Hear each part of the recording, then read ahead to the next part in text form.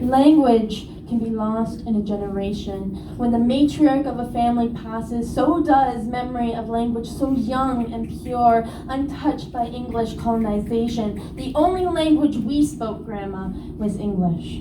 The language of our ancestors, German, remained only by a handful of mispronounced phrases. I know 3 German words. Language can be lost in a generation, but so can the kitchen.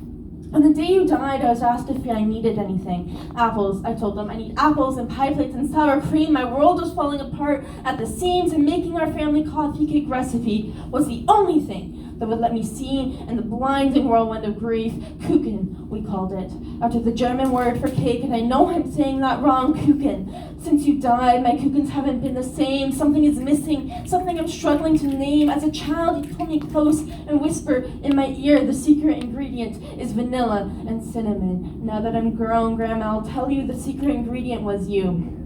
3 months later, I found myself in a new apartment, living alone for the first time. But with your memories, I was not lonely.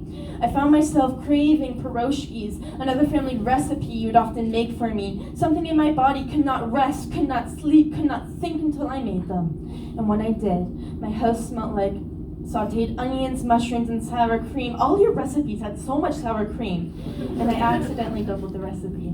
Except for when I looked at the photo of you on the mantle, I knew this was no accident. You always made sure I was fed. Fresh baked goods always filled your home when I visited. And when my wallet was empty and I thought no one cared, you always had food to share.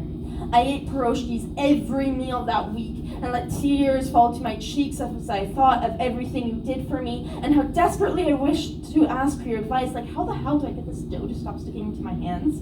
Or how do I go on without you in my life? Grandma, a language can be lost in a generation, and I refuse to let our language of sauteed onions, sage, and sour cream to die with you. And so, Grandma, wherever you are, however you are, whatever you are now, hear my vow. I will keep our language alive and fill my home with freshly baked goods from family recipes you taught me. And whenever I have a loved one that needs a good meal and a shoulder to cry on, I will be there with open arms. And when my children ask me to make them the cake with the apples, I will teach them how to say Kuchen in my anglicized accent. And I will look up to the sky and I will say Danke, Danke, Grandma.